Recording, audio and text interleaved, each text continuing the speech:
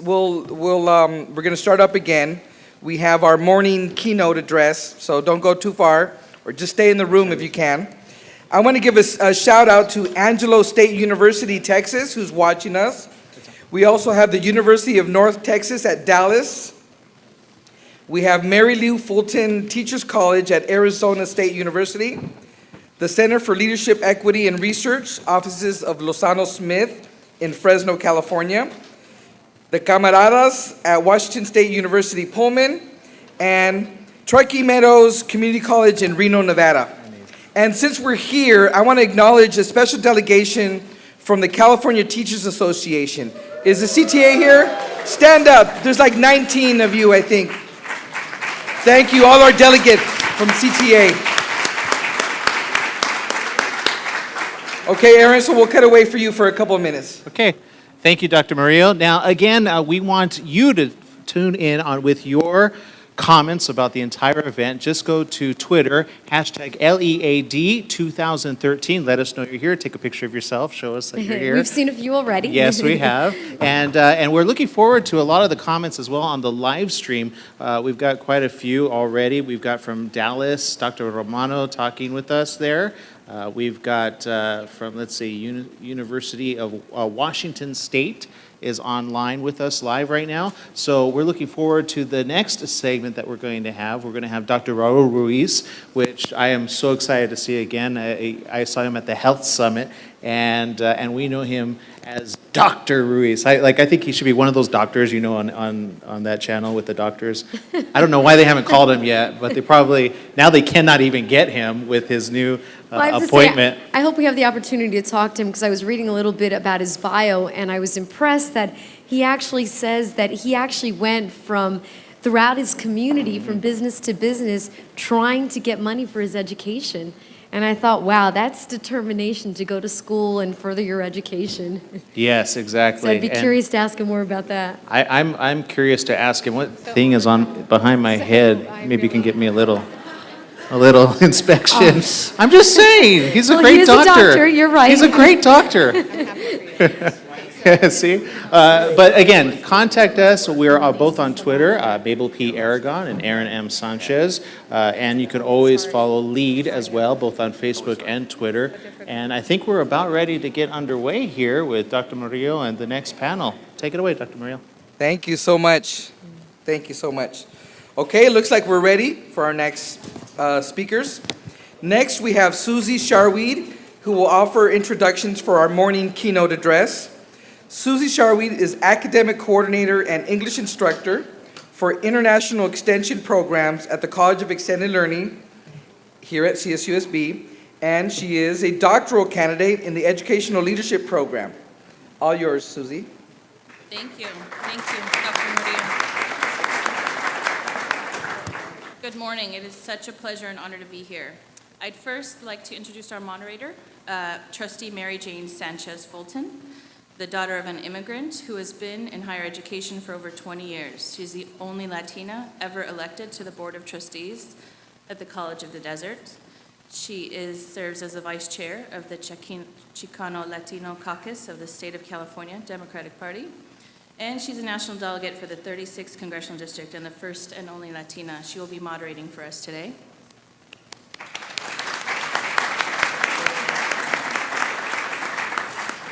It is also my honor to introduce Dr. Raul Ruiz.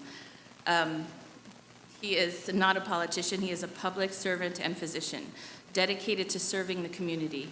He is the son of farm workers, and he grew up in the Coachella Valley and learned at an early age that the key to attaining the American dream was hard work and a great education.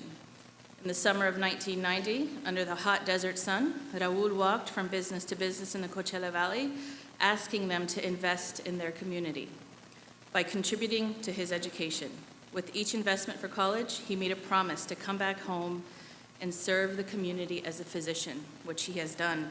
Some of his very many accomplishments. He has founded a pre-med mentorship program, the Future Physician Leaders Program for students from underserved communities who, like him in 1990, want to become doctors and return to their community to serve. He's helped open clinics, giving free care and health education to underserved communities throughout the Coachella Valley. He's on the Committee for Veterans Affairs and the Committee on Natural Resources. It should also be noted that he decided to run for Congress and serve to be the voice for his local community. Please join me in welcoming Congressman Raul Ruiz.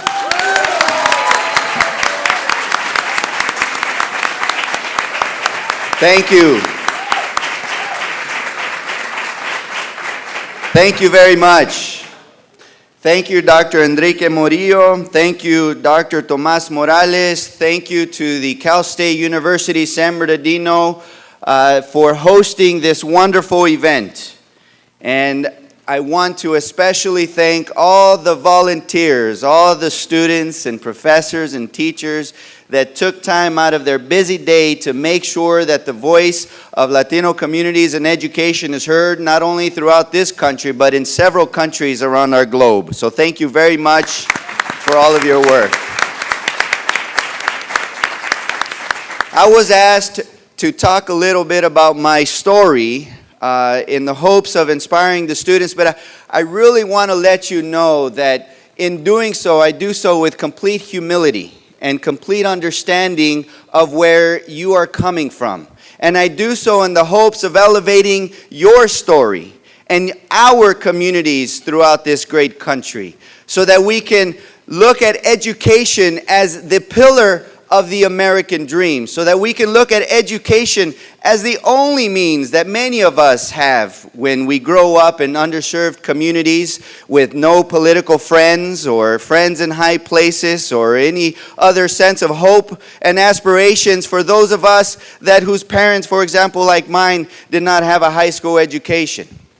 That education is the way that we are not only going to improve ourselves, but improve our communities and continue to make this country the greatest country on the globe, in this earth. You know, I'm a congressman now, first and foremost a physician. Thank you. But I am a physician first. And my story in becoming a physician is perhaps a story that many of you are right now aspiring to do and struggling to become. But and I'm a congressman out of the Palm Springs, the Coachella Valley area. And like in many areas around our globe, and especially here in the Inland Empire and throughout our country, it's a dichotomy of worlds. And I grew up in the world where my parents were farm workers.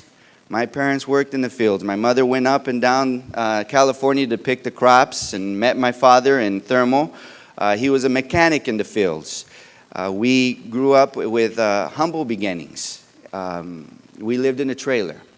And I remember living in that trailer where we had to remove the tabletop, unscrew the pole, and put the tabletop on the bottom and put some cushions on top. And that was the bed that my brother and I shared. And it wasn't until my father was promoted to work in a packing house that we were able to move from our humble trailer and into our home in Coachella, where my mother still lives. It was a great day when we moved in, because we not only brought home our little sister, but we finally had our own bed, my brother and me. My older brother was the first to graduate from high school in our family. And it was my high school counselor that paid for my college application, because we couldn't afford it at the time. And he paid for one college application. My older brother was the first to go to college. In fact, he came to this university, at Cal State University San Bernardino.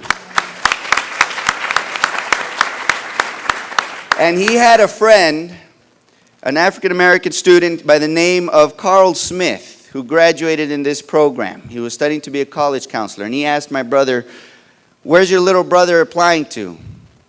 He said he's applying to, and the school was a pretty well-named school, and it was the only school I applied to.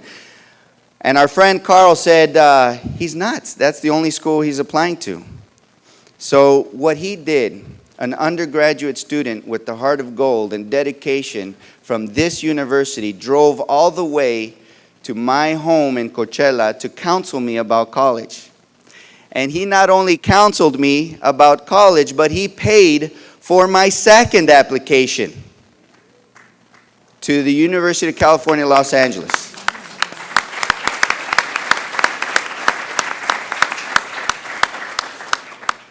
So I applied and I got accepted at UCLA. And my father did not know how he was going to pay for 2 boys in school. And I remember that day well when my mother came to me and said, "Mijo, your dad is really concerned about how he's going to afford 2 boys in college." And I said, "Oh no, I'm going to be a doctor and I'm going to come home and there's nothing that's going to stop me." I went to my father's room. He was watching the ball game, chewing sunflower seeds. I waited between innings. It's what he liked to do after a long day of work. And I said, "Dad, I know that you're concerned about how you're going to pay for school, but I want you to know that I'm going to do my part and I'm going to help." And he looks at me, of course, as, "What on earth are you going to do?" Because I worked in the packing house, sweeping the floors, making minimum wage. So what I did is I put on the one suit that I owned. It was a navy blue suit, and I remember it well because it was one of those really itchy suits. And I borrowed a briefcase so I can look as professional as possible. And I wrote a contract. And in this contract, I said, "I'm a youth from this community who wants to be a doctor and come home and serve the community. This is how much I could afford with my parents and scholarships, and this is how much I needed." And it was the summer of 1990. So in the low desert, it can get up to 110, 115 degrees Fahrenheit. And there I was walking the streets of Coachella with a briefcase, walking into small businesses, talking to whoever would listen with his awkward, itchy blue suit. And I would hand them my contract and I would say, "I am offering you an opportunity to invest in your community."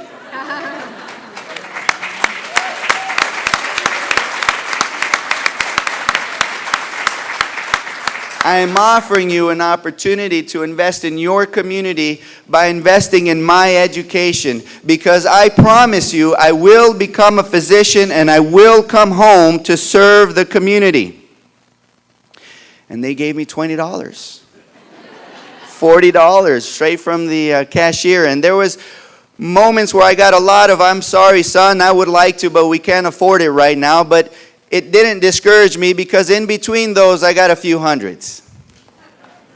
And that summer, I raised $2,000, which paid for 2 years' worth of school books.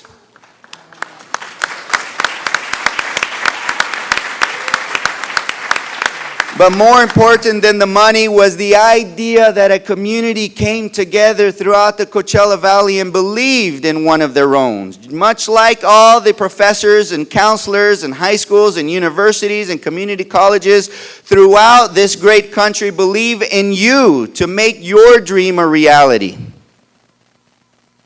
So I set off to UCLA, graduated magna cum laude. Thank you. Went to Harvard Medical School. Thank you.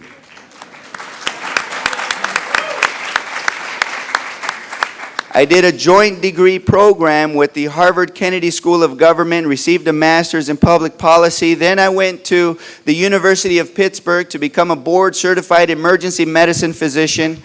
Went back to Harvard to do a fellowship in international emergency medicine, focusing on humanitarian and disaster aid, and received a master's in public health from Harvard University's School of Public Health. And when I finished, after 17 years in pursuit of that education, I found empowerment along the way. I was told, there was an article from the Harvard Crimson Gazette, that I was the first Latino to have 3 graduate degrees from Harvard University.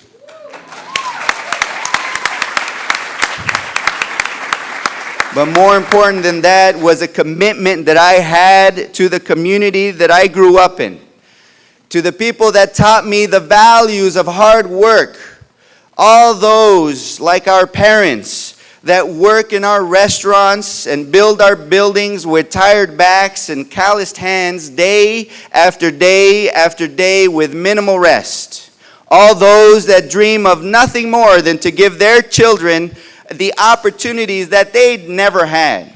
All those that believe in all of you to get your education, to come home, just come home and serve others. And I fulfilled that promise I made when I was 17 years old. And I came home to serve the community. And the very first place that I started doing my community advocacy were in those trailer parks with farm workers, doing free public health education,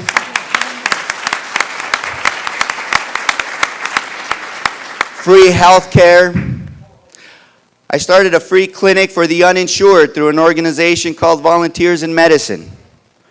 And now I'm mentoring young, bright, talented students that come from those trailer parks and those underserved areas who want nothing more than to be physicians and come home and serve their communities once they're done. In fact, I know that there's some of them here right now. I'd like them to stand up, please. Marcos, Ana. All the students and my future physician leader students, Alicia.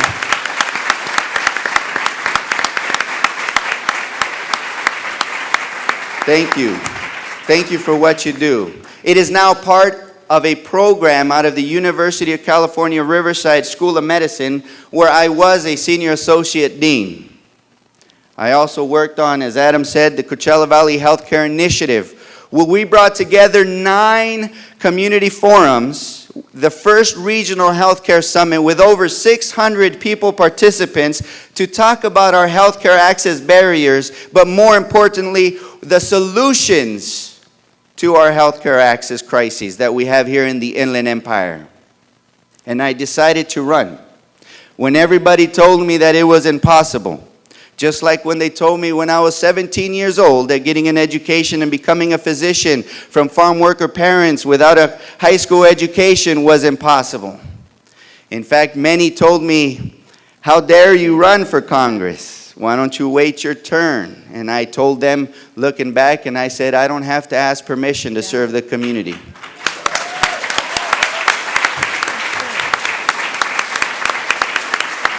And with the community support, hand in hand, arm in arm, making those phone calls, knocking on doors, we won the election.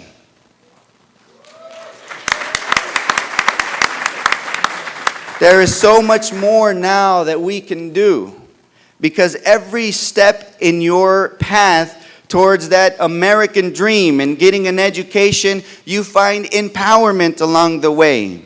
When you learn arithmetic, when you learn how to read, and when you learn how to write, and when you learn how to have conversations, and then you begin to write about the issues that matter to your communities. You begin to speak up and have voice and give your grandparents and the ability to express their values. And that's what this pursuit of the American dream is all about. Because we have too many people that still drop out of high schools from the lack of hope and despair. We have too many people who are without jobs. There are too many people that work 2 or 3 part-time jobs and still cannot afford health care or their child's education. There are too many people that have told me that seniors who have told me that they have gone days without eating in order to save money to pay for their medicine. Too many of my students have come up to me in tears saying that they have to drop out of school for a while to work in the fields or in the restaurant for a whole year just to save money for 1 more semester. Those are the things that are unacceptable. Those are the things that should burn that fire inside you to make you want to study harder, to make you want to learn more, to make you want to graduate sooner, so that you can join that public discourse of solutions that we need in our country. But in order to pursue that American dream, and that American dream is not defined by just me and what I can give for myself. The American dream is not owning a house with a white picket fence and your BMW. The American dream is pursuing excellence with personal responsibility, knowing that it is only up to you to have that motivation to stay up later and work harder in order to achieve your excellence in your life. But it doesn't end there. And too often, too many of us want to separate those with partisan ideologies that make no sense. Because the other half and the beauty that makes this country the greatest country on earth is the value of service with social responsibility. That yes, we are our brothers and sisters' keepers. And yes, in this new time, in this new world, the sayings of the Popol Vuh is true. Yes, you are my other me.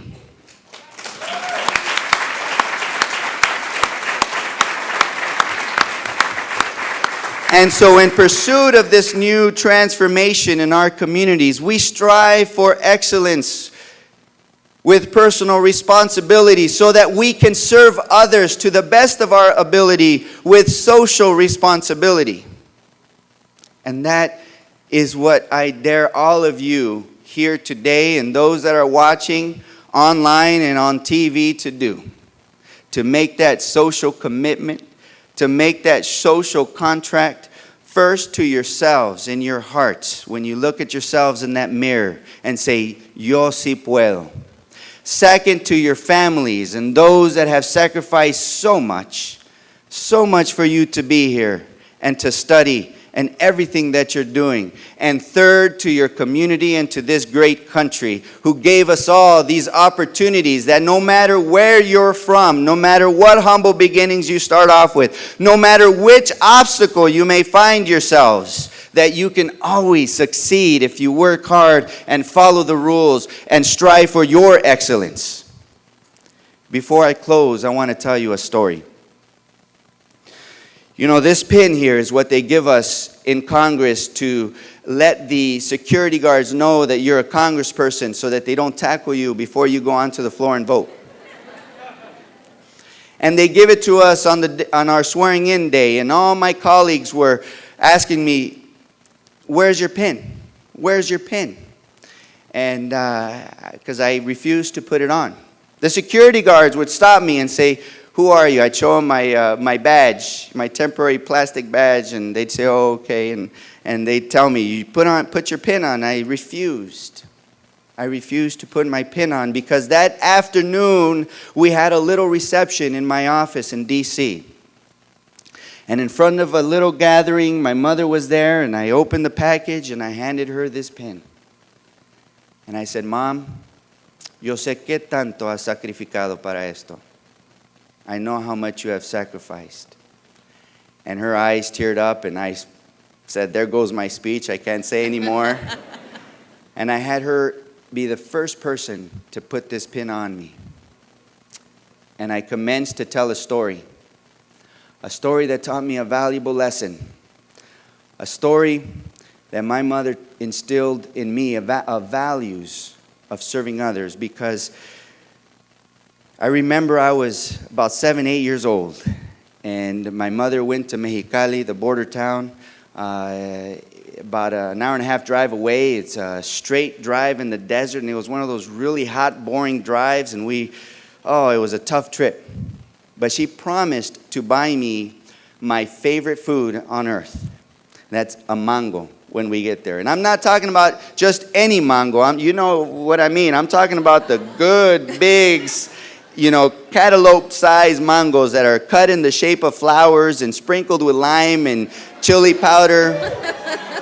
That's right. That's right. And so this whole way to Mexicali, I was really looking forward to eating this mango on a stick. And we did our errands, and she finally bought me this mango on a stick, and it was a hot day, and I was looking right at it, and it was so juicy looking. Then another little boy comes walking up to us, and he was about 6, 5 years old, barefoot, ripped jeans, dirty appearance, and with the hungriest eyes looking at my mango. And my mother took my mango and gave it to him. And there I was standing there looking at this little boy walk away with my mango. And my mother taught me a valuable lesson that day. She taught me that no matter what conditions we live in, whether we have an education or not, whether we have money or not, there's always someone else that we can help. There's always someone else that we can serve.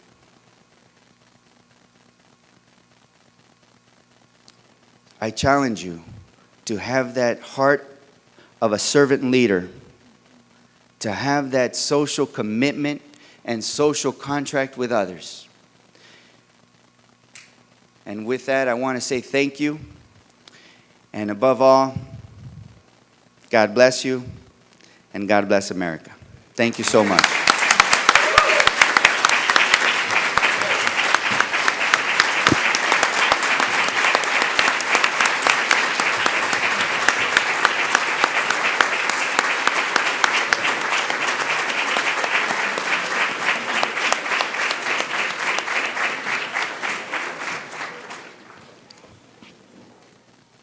Thank you very much. Now we have a video clip to show on questions. We have them. ¿Qué tal? Mi nombre es Luz Gallego, soy directora de programas comunitarios aquí en la organización Attaining Legal Center. Estamos ahorita en la ciudad de Paris. Estamos aquí con el grupo de nuestros estudiantes. Estamos aquí muy contentos porque estamos participando en este enlace. Más que nada, esta pregunta va para nuestro congresista, doctor Raul Ruiz, que es un ejemplo y es alguien que valoramos mucho y queremos que por favor nos dé unas palabras de inspiración y pasos a seguir para nuestros estudiantes. Nuestros estudiantes son de migrantes, muchos de ellos han sido campesinos y ahorita están estudiando porque quieren seguir una profesión. Queremos por favor, doctor Ruiz, que nos diga usted qué fue su inspiración y algo de inspiración para nuestros estudiantes, ya que usted viene de familia migrante. Muchas gracias. Should I go up there?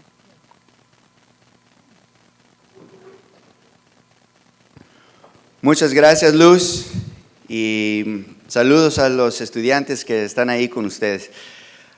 Mira, lo importante es tener una transformación de mente y conciencia, comenzando con los jóvenes.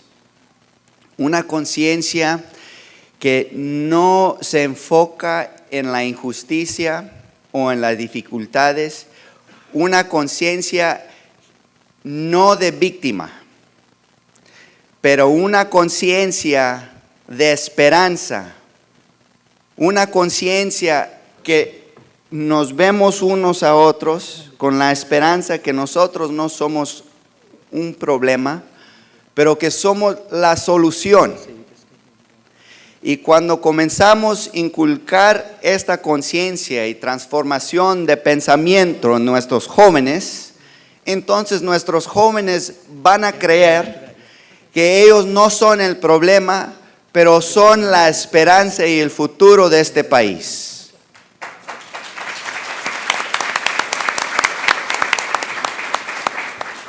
We do not want to play catch up any longer.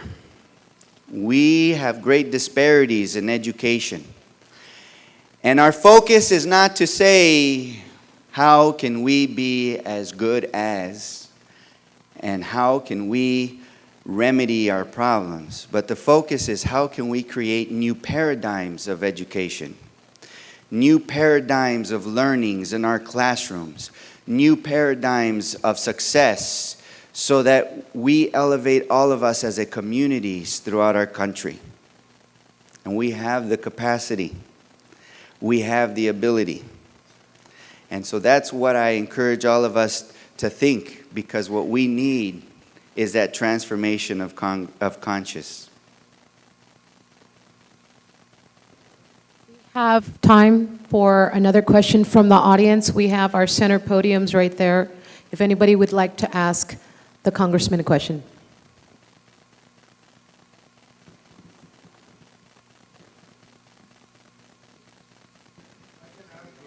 Okay. Wait, hold on, we can't hear you. Hold on, Hold sir. on, we We're can't going to hear get you a microphone. Thank you.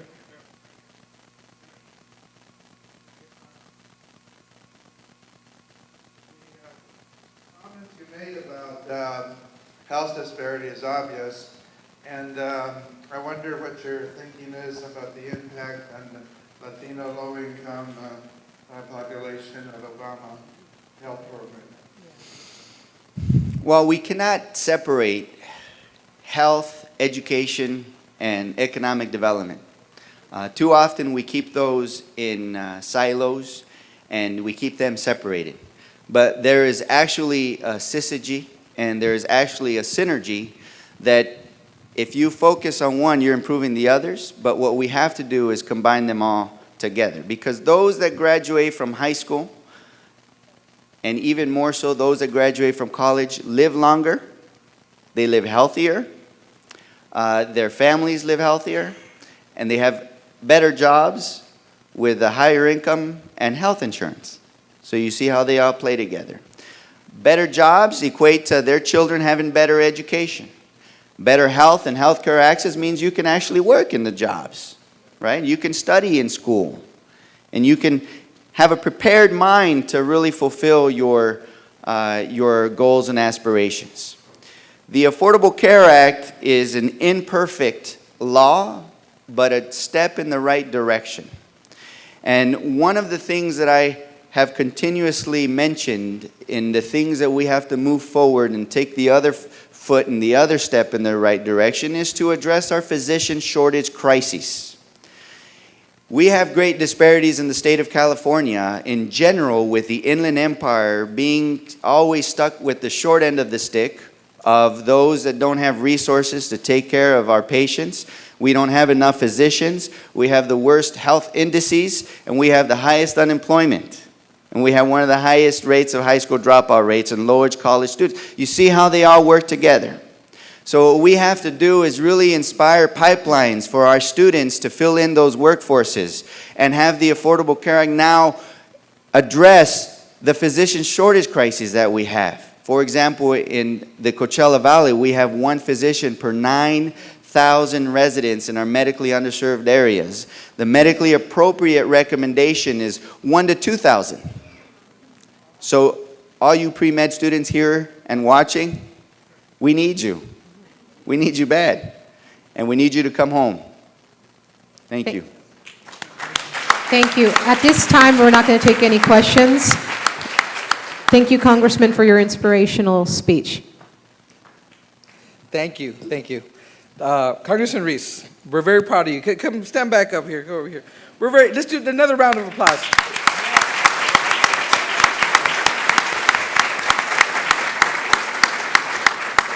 Okay, Doctor, for your accomplishments and lifetime service to our community, we would like to award you our Lead Education and Advocacy Medallion of Honor. Wow, thank you.